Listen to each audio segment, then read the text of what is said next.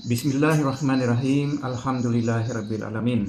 Wassalatu wassalamu ala Rasulillah wa ala alihi wa ashabihi ajmain, amma ba'd. Ang lahat ng pagpupuri at pasasalamat para lamang kay Allah, ang tagapaglikha, ang may-ari ng sansinukob na walang katambal. Mga kapatid, sa pananampalatayang Islam at sa mga hindi Muslim, nais ko pong i-share sa inyo ang tungkol po sa kamatayan sa pananampalatayang Islam. Mga kapatid, nabalitaan ko na si Dave, yung nagbalik Islam dati at dati siyang pari, tapos kalaunay nagbalik Islam siya, din bumalik na naman sa pagiging Christian dahil hindi niya naunawaan ang tauhid.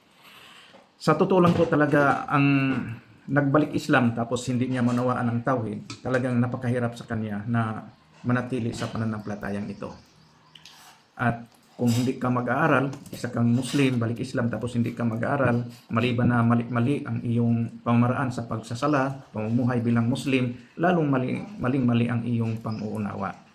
Okay, so ngayon, kadalasan makikita natin sa pag may namatay, lalagyan ka kanila ng RIP or Rest in Peace.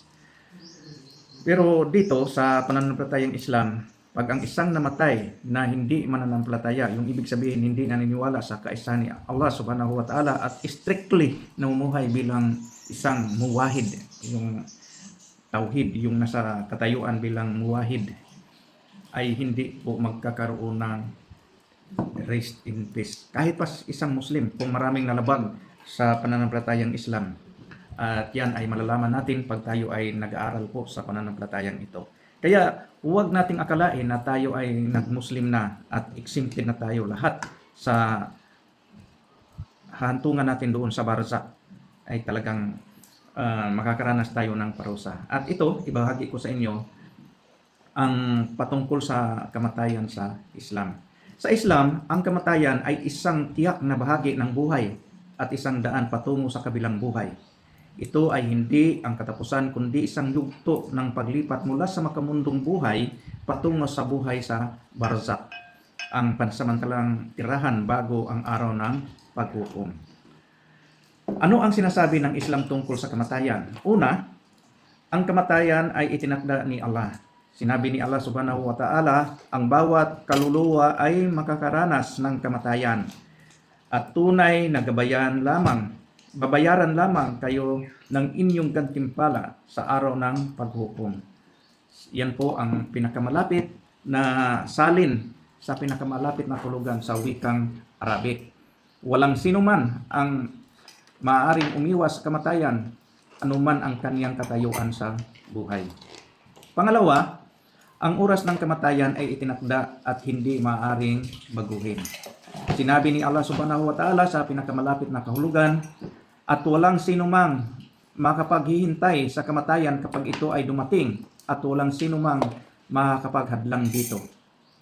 Hindi maaaring pabilisin o pabagalin ang oras ng kamatayan ng sinuman. Ito po ay nakatakda bago pa man tayo isisilang sa mundong ibabaw. Pangatlo, ang pagsubok ng kamatayan. Kapag ang tao ay malapit ng mamatay, darating ang mga anghel upang kunin ang kanyang kaluluwa. Para sa mga naniniwala at mabubuting tao, ang kanilang kaluluwa ay kukunin ng mahinahon at may kasayahan. Para naman sa mga masasama at hindi mananampalataya, ang kanilang kaluluwa ay kukunin ng paghihirap at pagdurusa. Pang-apat, ang buhay sa libingan, yung barzakh, yung tirahan ng mga kaluluwa habang hinihintay ang araw ng paghukom. Sa muling pagkabuhay, ang buhay sa libingan ay isang yugto kung saan ang kaluluwa ay mananatili hanggang sa araw ng paghukom. Ang mabuting kaluluwa ay magkaroon ng kapayapaan, samantalang ang masamang kaluluwa ay daranas ng parusa sa libingan. At habang nandoon sa libingan ang tao, pag alis ng kanyang mga naghatid sa kanya, may tatlong katanungan. Ito yung pinaka-basic sa pananampalatayang Islam. Tatanungin ang isang tao ayon sa kanyang pinag-aralan. Una, tatanungin siya kung sino ang kanyang Panginoon.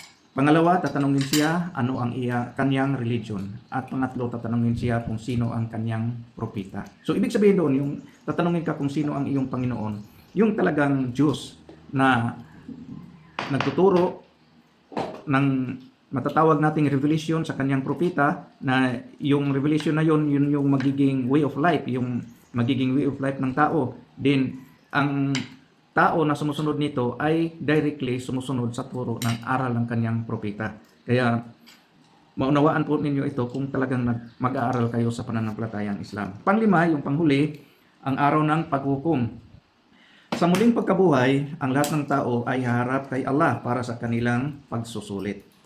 Ang mabuti ay mapunta sa paraiso at ang masasama ay itatapon sa impyerno. Ano ang pinakamasama, kapatid? Mga non-Muslim or kahit nasa mga Muslim, ang pinakamasama na gawain ay ang pagtambal kay Allah. Na mayroon kang ibang Diyos na kinikilala maliban kay Allah. Kagaya ko dati, ang dami kong Diyos. May Diyos Ama, may Diyos Anak, may Diyos Espiritu Santo, may Diyos pa na representative sa daigdig, mayroon pang Four Corners, mayroon pang New World Spiritual Division. Puro po yan mga Diyos na sinasamba, hinihingian ng tulong, at sa Islam ay bawal po yan. Napakalaking kasalanan. Kaya po mga kapatid, aral-aral tayo pag may time. Wala pong bata, walang matanda sa pag-aaral. Ang iba kasi, pag matanda na, hindi na upo sa pag-aaral, kontento na sa kanyang nalalaman sa Islam. Ayaw na niyang mag-dig up o mag-dig in para lalong maunawaan niya ang pananampalatayang ito. So, ano ang dapat gagawin sa isang Muslim? Para sa isang Muslim, ito yung payo mula sa inyong Kuya John. Laging maghanda sa kamatayan sa pamamagitan ng pagsamba kay Allah at pagsunod sa kanyang mga utos. Magsisi sa mga kasalanan bago mahuli ang lahat. Gagawa ng mabuting gawa na magiging dahilan ng gantimpala sa kabilang buhay.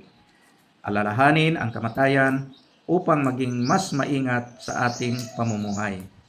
Sa Islam, ang kamatayan ay hindi dapat katakutan, kundi paghandaan. Ito ay isang paalala na ang tunay na buhay ay nasa kabilang buhay. Kaya dapat tayong mamuhay ng matuwid upang makamit ang habag ni Allah Subhanahu wa Ta'ala.